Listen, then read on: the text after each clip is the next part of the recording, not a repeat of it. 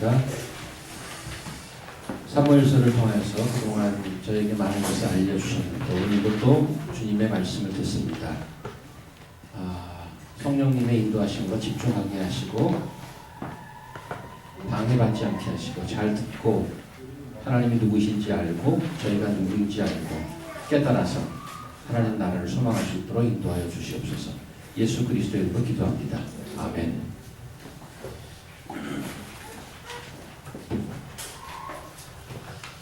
안녕하세요. 어서 들어오십시오. 11월 됐습니다. 장성 형제 잘 갔다 오셨어요? 웰컴. 쌍꺼풀도 생기고 갖고 그래. 피곤하셨네요. 빠른 세월 속에 변치 않는 진리의 말씀으로 굳건하게 믿음을 지킬 수 있는 우리가 될 수 있기를 바라는 마음입니다. 지금 보셨다시피 오늘 본문은 좀 깁니다. 그래서 두 분이 나와서 번갈아 가면서 읽어주셨는데 본문을 좀 나눠서 몇 번에 걸쳐서 말씀을 전할 수도 있겠지만 지금 짐작하시다시피 25장 전체가 이야기가 한 덩어리입니다. 그래서 좀 자르면 본문의 맛을 좀 잃을 것 같아서 한 번에 해보려고 하는데 잘 될지 모르겠습니다. 잘 따라오실 수 있길 바랍니다. 오늘 본문은 나레이터의 설명보다는 사람들의 direct speech, 직접 화법이 많이 들어가 있고 극적인 요소가 많이 들어있는 한 편의 드라마와 같습니다. 다윗, 나발의 아내 아비가일, 그리고 나발의 하인들이 주요 등장인물로 나오고 도망 중에 있는 다윗과 그 일행들이 그 지역 부호인 나발이라는 사람과 조우하면서 벌어지는 이야기를 기록한 것입니다. 다윗의 부하들이 나발의 농가를 보호해주면서 그의 하인들과 잘 지내게 되었습니다. 어느 정도 시간이 지나자 다윗이 기대를 가지고 농장 소유주인 나발에게 어떤 보상을 요청했죠. 그런데 나발이 그 다윗의 요청을 모욕적인 언사를 구사하면서 그 자리에서 묵살해 버렸습니다. 예상치 않은 나발의 반응에 머리끝까지 화가 난 다윗이 그의 집안을 다 없애버리려고 결심했죠. 그래서 전투에 나가듯이 다 칼을 차고 무장하고 출동을 했습니다. 다윗의 부하들이 다윗과 함께 가는 도중에 나발의 아내인 아비가일이 그 길을 막습니다.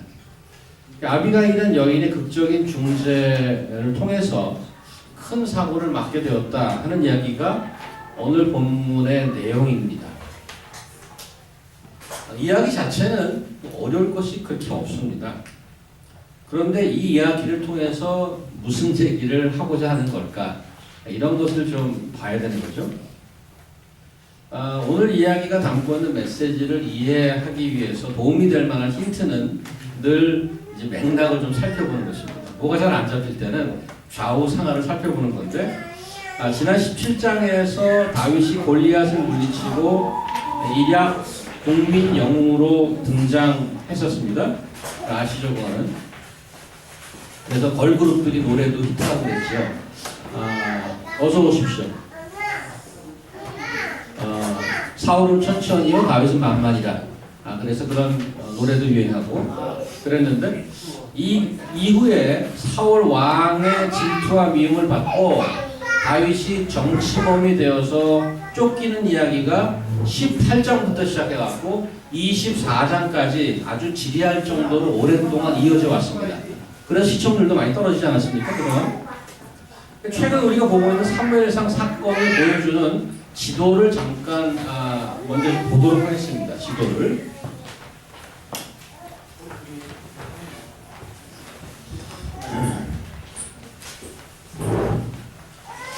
여기 지도를 보시면 사울의 본거진 기브아를 중심으로 해서 그 나비라는 데는 사울이 제사장 집안을 몰살시켰던 그 동네 아닙니까? 그래서 아돌람으로 내려서 도망했었죠. 그 그일라에서 사람들을 구했는데 그 사람들이 신고하는 바람에 십광야로 내려왔다가 나중에 엔게디 오른쪽에 그 사해 요단강 있는 엔게디 사해가 있는 엔게디로 도망하고 있는데 그 왼쪽에 보면 마온과 카멜이라는 데가 있어요. 갈멜이라는 데가 있습니다. 근데 오늘 등장하는 나발의 그 거주지가 마온이라고 되어 있고 비즈니스를 갈멜에 했다고 되어 있습니다. 그래서 지금 그 비슷한 지역에서 사건이 벌어지고 있는 것입니다. 자, 이런 지도를 일단은 보시고,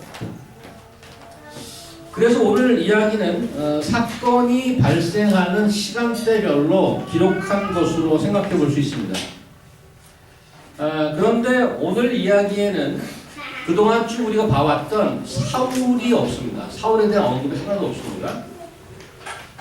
바로 다음 26장을 한번 가보겠습니다. 바로 다음 여러분들 스크린 한번 보시면 26장 1절에 보면 이렇게 되어 있어요. 10사람이 기브아에 와서 사울에게 이르되 가로되 이르러 가로되 다윗이 광야 옆 하길라산을 숨지 아니하였습니까? 사울이 일어나 십강무지에 다윗을 찾으려고 이스라엘에 택한 사람 3천과 함께 십강무지로 내려가서 광야 옆 하길라산에 진친이라. 그래서 그 10사람들은 참 지난번에 그랬지만 신고 정신이 아주 투철한 사람입니다. 다시 사울 얘기가 등장한단 말이죠. 26장에. 그래서 무슨 얘기인가 하면 오늘 나발의 이야기는 전체 18장부터 시작했던 다윗과 그 사울의 추적받고 이런 큰 흐름과는 상관없는 좀 동떨어진 얘기란 말이죠.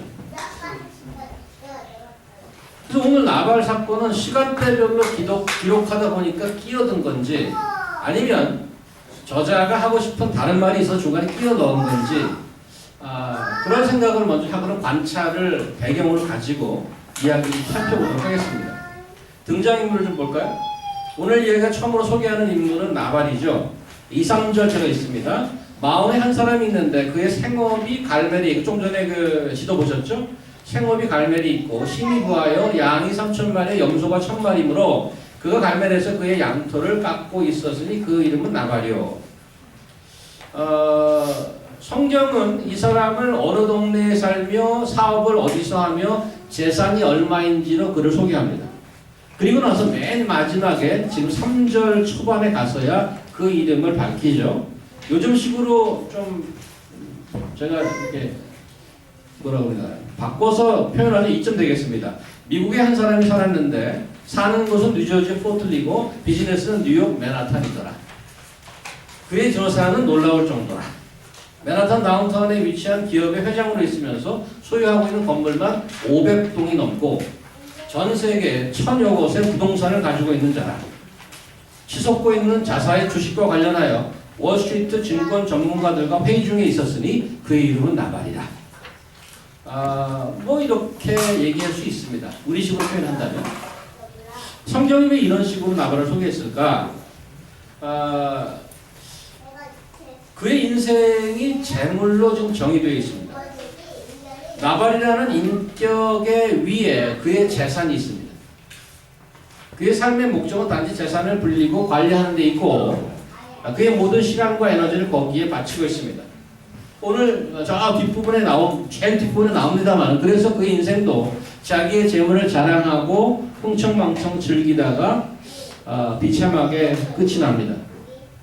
우리나라 문화를 조금 보면 그런 부분이 다분히 들어가 있는 건 아닌가라는 의심이 들죠. 우리가 사람 이름을 사용할 때가 있습니다. 좀처럼 사회에서 이름을 잘 사용 안 하는데 친구들은 뭐 사용하죠. 뭐 찬양아, 뭐 오정아 등 사용하는데 그런 다른 컨텍스트에서 이름을 사용할 때는 싸움할 때 좀 많이 사용하죠. 야, 권호정 너 몇 살이야? 이렇게 해서 뭐 풀네임을 싸움할 때 좀 사용합니다. 낮은 위치에 있는 사람을 대할 때도 이름 씁니다. 야, 김양아, 커피 2잔 좀 준비해. 그래서 그 속만 얘기하죠. 반면 높은 사람을 부를 때는 꼭 뭐를 부르냐면 직책을 부르죠. 이 전무님, 오늘 저녁은 어디로 모실까요? 유 박사님, 이번 논문은 언제 출판됩니까? 우리나라에서는 그의 학력이나 직업이 그 사람에 대한 평가입니다. 그의 직책이 그의 정체성입니다. 그래서 시의원이 살인자로 드러나면 경악을 하게 되는 거죠. 동시에 학교 때 나보다 공부 못하거나 직장에서 나보다 아래로 돌아왔던 애가 나보다 높은 직책이 되고 높은 학력이 되면 그것을 묵상하는 순간 견딜 수가 없죠. 장로분자입니다. 재물에 관한 것을 다 이야기하고 난 후에 이름을 나중에 쓴 성경의 의도는 우리의 인생에 무엇이 진정 중요한 것인지를 꼬집는 시니시즘이 아닌가라고 보입니다. 일반적으로 우리가 어떤 사람에 관해서 이야기할 때 사실은 그렇게 길게 얘기 안 합니다. 장황하게 얘기하지 않죠. 대부분 한 문장이면 족합니다. 그 사람 괜찮아 이렇게 얘기하거나 그 사람 성실하지 그 사람 그냥 그래 그 사람 집에 돈이 많다던데 그 사람 대학에서 가르친다고 들은 것 같은데 걔 기타 잘 치지 걔 말이 좀 많아 사기꾼이야 그 사람 그 사람 얘기 내가 꺼내지도 마라 뭐 이렇게 간단하게 얘기하면 다른 사람 평가할 때 다른 사람이 여러분이 없는 자리에서 여러분을 얘기할 때 어떤 사람으로 소개할 것 같습니까? 그 사람 머리가 좀 빠졌지 뭐 이렇게 배가 좀 나오긴 했어 뭐 이렇게 얘기할까요? 어떤 사람으로 소개되고 싶으십니까? 오늘 2절, 3절 첫 번째 나발을 소개하고 뒤이어서 바로 아비가일, 그 아내 아비가일이 소개되고 있죠. 이렇게 되어 있죠. 그 아내 이름은 아비가일이라 아비가일은 이름이 먼저 나와요. 아비가일이라. 그러고 나서 그 여자는 총명하고 용모고 아름답다. 아름다우나. 여기서 끝이 아니고 나발에 대한 소개가 끝났는가 했더니 한 마디 덧붙입니다. 뭐라고? 남자는 완고하고 행실이 악하며 그는 갈렙 족속이었더라. 고집이 세고 아주 못되게 굴고 갈렙 가문 출신이다. 이런 인포메이션을 더 줍니다. 어울리지 않는 커플이죠. 자기 아내와 완전히 비교됩니다. 이런 인물에 대한 인포메이션이 이야기 전개에 어떻게 작용하는지 나중에 좀 보게 될 것입니다. 다윗은 사울에게 쫓기는 몸이고 또 그를 따르는 수백 명의 수종자들이 있습니다. 한 곳에 정착한 것이 아니라 상황에 따라 옮겨 다녀야 되기 때문에 안전도 안전이와 이런 형편 중에 가장 어려운 점은 그 같이 있는 사람들의 식생활입니다. 먹을 것입니다. 기본 수단이죠. 마침 피신하고 있던 곳이 나발이라는 동네 부호가 비즈니스 하는 곳과 가까웠던 거죠. 다윗과 그의 부하들은 자연스럽게 나발의 그 비즈니스 하는 곳과 이렇게 겹치게 되고 그의 소유물을 그의 양들, 뭐 소들을 광야에서 잘 지켜주고 하나도 손실이 없게 했습니다. 다윗은 나중에 그 보답 형식으로 나발로부터 어떤 필요한 것을 공급받기를 원했죠. 그것이 6, 7, 8절입니다. 나중에 여러분들 눈으로 읽어보시면 됩니다. 다윗의 공손한 요청에 대한 나발의 반응은 완전히 예상을 뒤엎는 것이었습니다. 10절 보십시오. 나발의 그렇게 요청을 했는데 10절 나발이 이렇게 대답하죠. 다윗은 누구며 이새의 아들은 누구냐? 요즘에 각기 주인에게서 억지로 떠나는 종이 많도다. 내가 어찌 내 떡과 물과 내 양 털 깎는 자를 위하여 잡은 고기를 가져다가 어디서 왔는지도 알지 못하는 자들에게 주겠느냐 한지라. 아니 니들 누구야? 누가 너희들 보고 우리를 보호해달라 했나? 전혀 모르는 것들이 어디서 나타나서 무슨 조폭도 아니고 보호 명목으로 삥을 뜯으려 해? 그동안 너희 같은 것들 없어도 사업 잘 했거든? 내가 살다 재수가 없으니 이런 무슨 뭐 이 정도 반응했다고 보입니다. 나발이 틀린 말을 했나요? 요청하지도 않은 서비스를 자의적으로 제공하고 나서 무엇을 요구하는 것까지는 할 수 있다고 치는데 보상 안 했다고 달려들면 조폭인 거죠. 나발의 말에서 한 가지 짚고 가야 할 것은 그가 다윗 일행을 전혀 모르는 이방인 취급하지 않았습니까? 그런데 그의 말 중에 요즘 주인에게서 억지로 떠나는 종이 많도다. 그 구조로 미루어 봐서 나발이 이들을 절대 모르는 바가 아니라는 말입니다.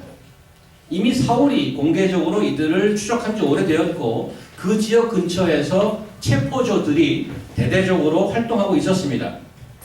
아까 나발을 처음 소개할 때 3절 뒷부분에 갈렙 족속이라고 소개가 돼 있었습니다. 처음에 좀 의아하죠. 이 얘기 뭐 알았었을까? 민수기 13장을 한번 가볼까요? 민수기 13장. 거기 보시면 민수기는 이제 땅으로 들어가기 전에 정탐꾼을 보내는 그 장면인데 제가 한번 읽어보겠습니다. 여호와께서 모세에게 일러 가라사대 사람을 보내어 내가 이스라엘 자손에게 주는 가나안 땅을 탐지하게 하되 그 종족의 각 지파 중에서 족장된 자 한 사람씩 보내라. 모세가 여호와의 명을 쫓아 바란 광야에서 그들을 보내었으니 그들은 다 이스라엘 자손의 두 영된 사람이라. 그들의 이름이 이러하니라. 루벤 지파에서는 삭구리 아들 삼무하여, 시몬 지파에서는 호리의 아들 삿밭이요, 유다 지파에서는 여분네 아들 갈렙이요. 그래서 갈렙을 소개할 때 어디 지파? 유다 지파라 부릅니다. 여분네 아들 갈렙은 유다 지파의 대표 선수로 등장해서 그 땅 정탐에 나섰던 자입니다. 모두 반대할 때 갈렙과 여호수아 두 사람만이 가나안에 들어가자고 주장했던 믿음의 영웅들 아닙니까? 그 갈렙이 유다 족속 출신이고 나발이 그 갈렙의 후손이란 말이죠. 다윗은 어디 출신이에요? 어느 지파? 다윗도 유다 지파입니다. 그래서 굳이 따지자면 다윗과 나발은 원치척벌 된단 말이죠. 지금 그 지역도, 해프닝 있는 지역도 유다 지역입니다. 다윗이 도망하느라고 고생하는 자기 일행을 위해서 어떤 보상을 요구한 것이 너무나 당연하다라고 말할 수는 없지만 충분히 요청할 만한 그런 상황이었고, 나발이 그들을 평화하고 내친 것은 그의 이름처럼 좀 어리석고 고집스럽고 심한 반응이었던 거죠. 이런 반응을 보고 다윗이 충격을 받은 거죠. 자기 병사를 동원해서 완전 무장하고 나발의 집을 몰살시키려고 막 출동하는 것입니다. 우리는 이런 장면을 보고 다윗을 따라가 보고 싶지 않습니까? 좀? 욕심 많고 무식하고 배려심이라고는 전혀 없는, 털끝만치도 없는 나발 같은 인간이 세상에서 어떻게 망하는지 우리 두 눈으로 똑똑히 보고 싶은 거죠. 아쉽게도 그 장면은 벌어지지 않습니다. 나발의 하인이 이 일을 나발의 아내인 아비가일에게 보고하고 다윗을 그 아비가일이 막는 바람에 액션이 나오지 못했습니다. 14절 볼까요? 하인들이 이렇게 얘기하죠. 하인들 가운데 하나가 나발의 아내 아비가일에게 말하기를 다윗이 우리 주인에게 문안하러 광야에게 전령을 보냈거늘 주인이 그들을 모욕하였나이다. 우리가 들에 있어 그들과 상종할 동안에 그 사람들이 우리를 매우 선대하였으므로 우리가 다치거나 이런 것이 없었으니 이 하인들의 평가는 굉장히 긍정적입니다. 우리 잘해줬고 그 사람들 덕을 봤다 이렇게 얘기하는 거죠. 16절 우리가 양을 치는 동안에 그들이 우리와 함께 있어서 밤낮 우리에게 우리를 지켜주는 펜스가 되었다고 합니다. 그런즉 이제 당신은 어떻게 해야 할지 알아 생각하실지니 이는 다윗이 우리 주인과 주인의 온 집을 해하기로 결정하였음이니이다. 주인은 불량한 사람이라 더불어 말할 수 없나이다. 아내에게 사모님한테 얘기하는 이유가 우리 사장님 말 안 통하는 사람. 얘기해봐야 소용없어. 이렇게 얘기합니다. 근데 나발의 다윗의 아내도 여기 19절 보면 소년들에게 이르되 나를 앞서가라 나는 뒤에 가리라 하고 그의 남편 나발에게는 말하지 않으리라.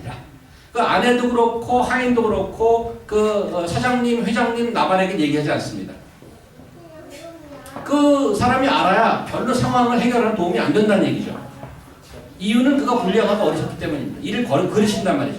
결과적으로 아내의 지혜가 그 다음에 그 하인의 그 빠른 조치가 남편과 온 집안을 살리게 된 거죠.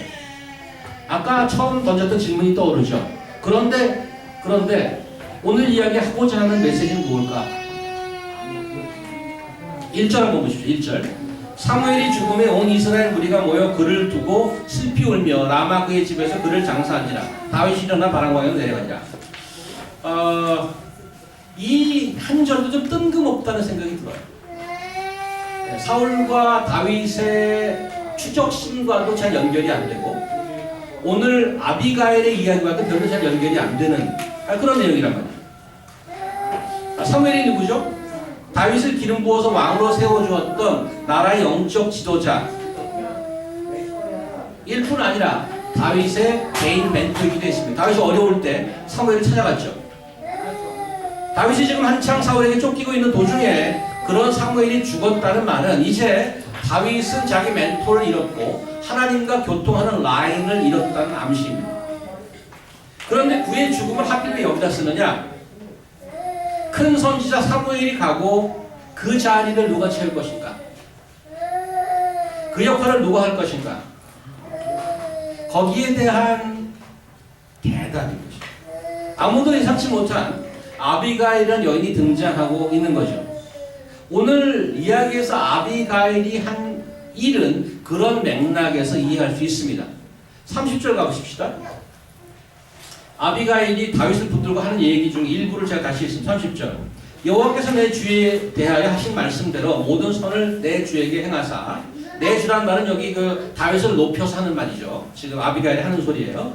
여호와께서 다윗 내 주에 대해 하신 말씀대로 모든 선을 다윗 내 주에게 행하사 내 주를 이스라엘 지도자로 세우실 때에 이 아비가일은 다윗이 왕 될 것을 아예 어중하고 있습니다. 31절. 내 주께서 무죄한 피를 흘리셨다든지 내 주께서 친히 보복하셨다든지 함으로 말미암아 슬퍼하실 것도 없고 내 주의 마음에 걸리는 것도 없으시리니 다만 여호와께서 내 주를 후대하실 때 원하건대 내 주의 여정을 생각하소서. 무슨 말이죠?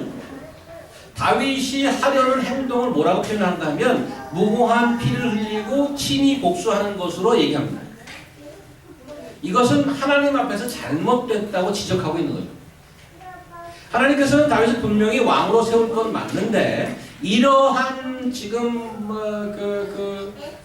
복수를 하거나 무슨 무고한 피를 흘리거나 이런 것들은 당신이 해야 된다고 생각할지 모르지만 하나님이 하실 일이라고 하나님 손에 맡겨야 한다고 다윗을 설득하고 있는 것입니다.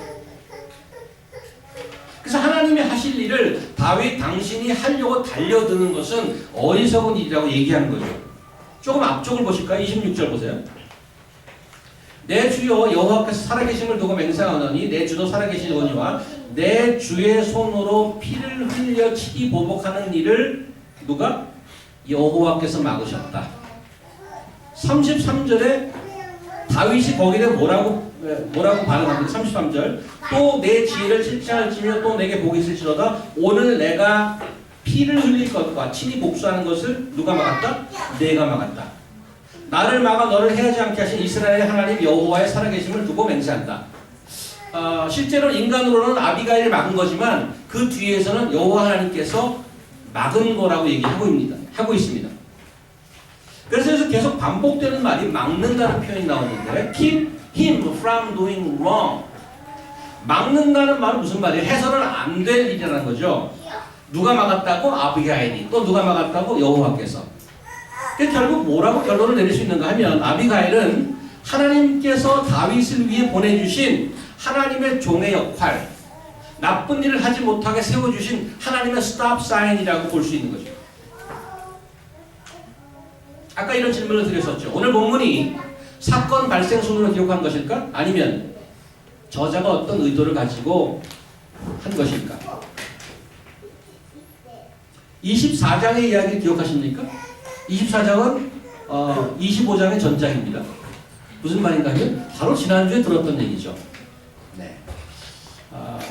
기억을 하시냐고 물어보면 여러분을 또 임베러스 하기 때문에 제가 좀 도와드리겠습니다. 24장 얘기가 뭐였었어요? 사울이 쉬려고 굴 속에 들어왔는데 공교롭게도 그 안에 그 다윗의 무리가 숨어있던 곳 아니에요. 사울의 목숨은 그 다윗에게 달려있는 거죠. 하지만 다윗은 그 옷자락만 베어내고 사울이 나갈 수 있도록 살려줬습니다.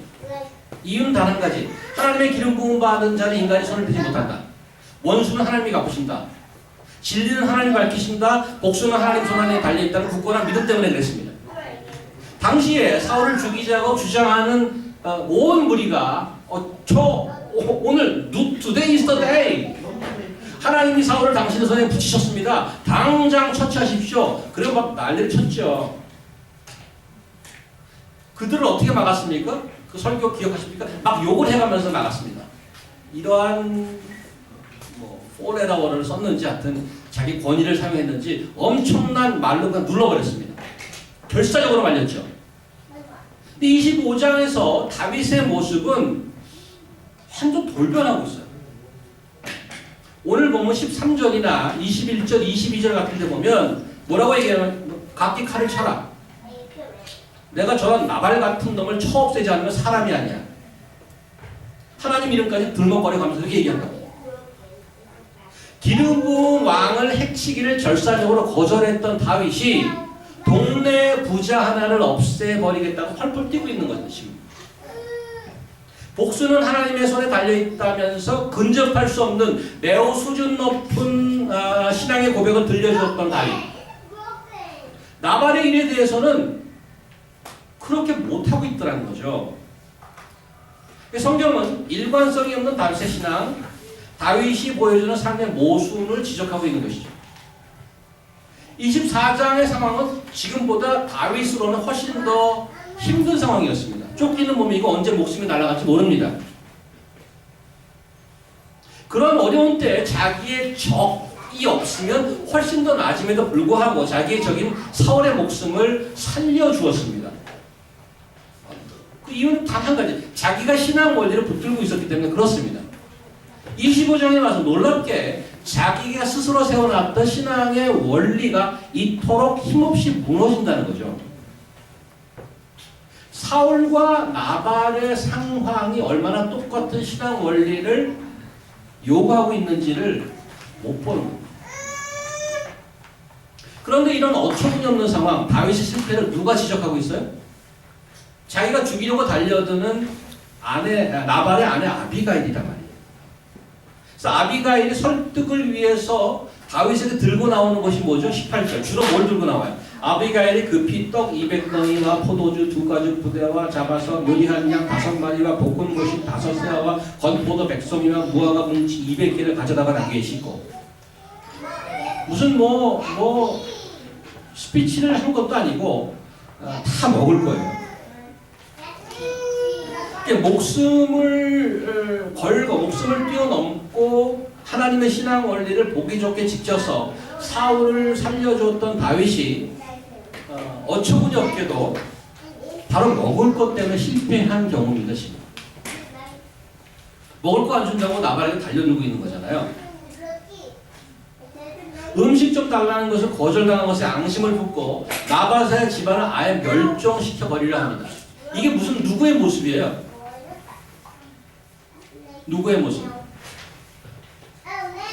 다윗을 숨겨주었다고 다 몰살시켰던, 제사장 집안을 다 몰살시켰던 사울의 모습, exactly the same.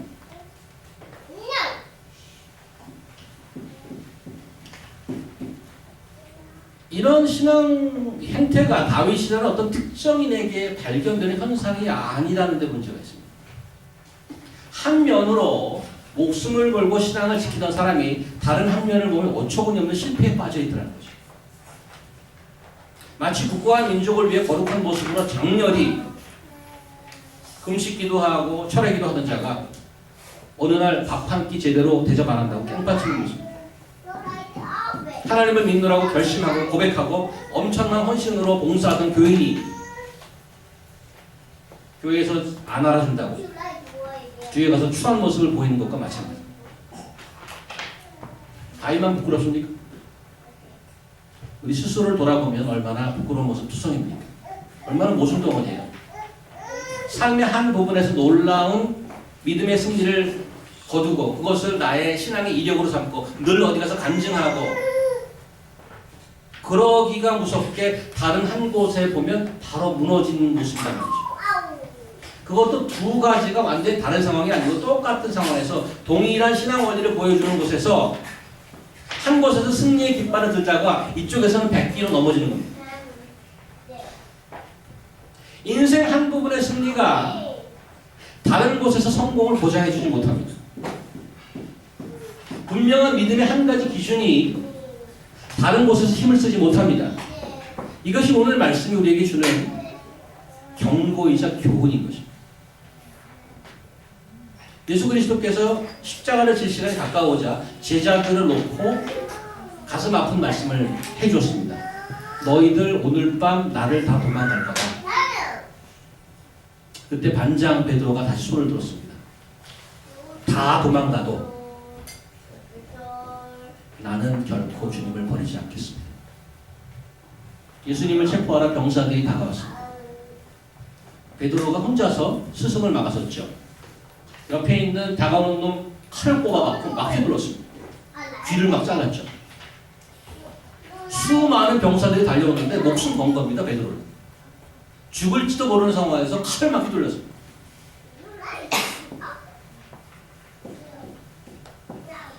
그 많은 사람을 당해내지 못하고 예수님은 잡혀갔습니다. 그리고 몇 분 후에 그 베드로가 주님을 3번 부인했습니다. 다 기울었습니다. 그리고 그도 함께 투복했습니다. 주를 버리지 않겠다던 그의 고백은 거짓이 아니었습니다.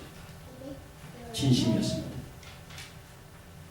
사실 우리는 그러한 진심의 고백을 얼마나 자주 얼마나 많이 하는지 모릅니다. 하지만 그것을 지켜낼 능력이 없는 자입니다. 그것을 아신 주님은 나중에 베드로를 다시 찾아가죠. 야, 베드로 어디 있어? 너 이리 와봐. 결코 날 버리지 않겠다며. 바로 몇 분에 날 3번이나 버려? 사람이 어떻게 일관성이 없어? 너 방 빼. 내 제자 아니야 이제. 이랬나? 이렇게 질문하시죠. 내가 날 사랑하냐? 베드로는 고개를 들지 못했습니다. 작은 소리로 주님이 아시죠. 3번 그렇게 묻고 3번 그렇게 대답했습니다. 그 말이 할 말이 없었어요. 주님께서 이런 것, 그럼 됐다. 주님께서 여러분과 제가 아무리 뭘 결심해도 지켜내지 못할까 합니다. 그리고 우리를 받아주십니다. 그의 변치 않은 신실함과 사랑과 은혜만이 우리의 소망이 될 뿐입니다. 아비가일의 한마디에 다윗이 정신을 차렸습니다. 다윗은 분명히 부끄러움을 당한 것입니다. 하지만 이것을 하나님의 은혜로 받아들일 줄 아는 사람이었습니다. 그런 면에서 다윗이 훌륭합니다. 우리가 여러분과 제가 가져야 될 자세는 이 한 가지죠. 늘 겸손하게 주의 은혜를 구하는 것입니다. Whatever you are, wherever you go. 우리는 홀로 서도록 창조되지 않았습니다. 하나님이 간섭하지 않으면 아무도 No one can stand alone. 믿음의 형제 자매된 아비가일의 도움이 필요한 것입니다. 사무엘이 죽었습니다. 다윗은 실패의 나락으로 빠져들 뻔했습니다. 그때 하나님께서는 아비가일을 보내주셨습니다. 우리는 다윗만큼 신앙도 있지 않습니다. 다윗보다 더 어처구니 없는 실패를 거듭할 수도 있습니다. 하지만 하나님은 동일하게 이 시대에 아비가일 같은 형제 자매들을 끊임없이 보내주셨습니다. 여러분 지나온 과거를 한번 생각해 보십시오. 얼마나 많은 형제 자매들이 나를 붙들어 주었는가. 그 주님의 교회를 통해서 하나님께서 우리네 인생을 끊임없이 간섭하실 것입니다. 사랑하는 성도 여러분, 우리가 살아가는 주변에 하나님의 손길이 닿아 있지 않은 것이 없습니다. 왜 그렇게 하나님이 세심하게 신경을 쓰십니까?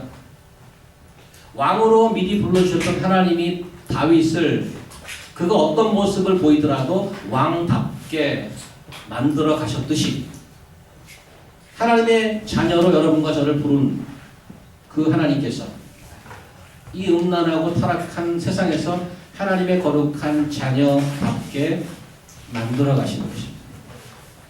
그것을 우리가 알고 살아간다면 주변에 일어나는 일들이 얼마나 귀중하고 의미 있게 저에게 다가오는지 알 수 없습니다.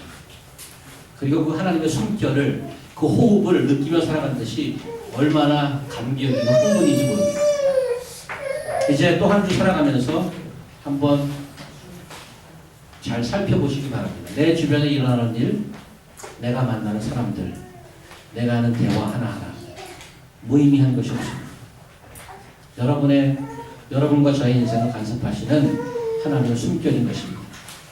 영적으로 예민해지고 그 하나님을 알아보고 여기저기 다른 말에 흔들리지 않고 굳은 믿음으로 굳게 서가는 우리 복음으로 하나 되는 교회 성도는 모두 되시기를 주의 이름으로 축원드립니다. 기도하겠습니다.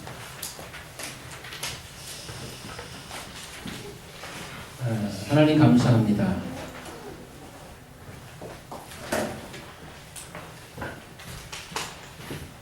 저희가 예수를 아무리 오래 믿었다고 해도 순간 넘어지는 연약한 자임을 고백할 수밖에 없습니다. 골리앗을 상대하고 또 병사들을 상대했던 다윗과 베드로만도 못한 저희들인데 그들이 넘어지면 우리는 매일 넘어지고 마는 인생입니다. 우리 하나님의 신실하신 은혜와 사랑으로 인해서 이 자리까지 왔습니다. 교만치 않게 하시고 겸손함으로 주를 따라가는 인생 되게 도와주시옵소서. 예수님 이름으로 기도합니다.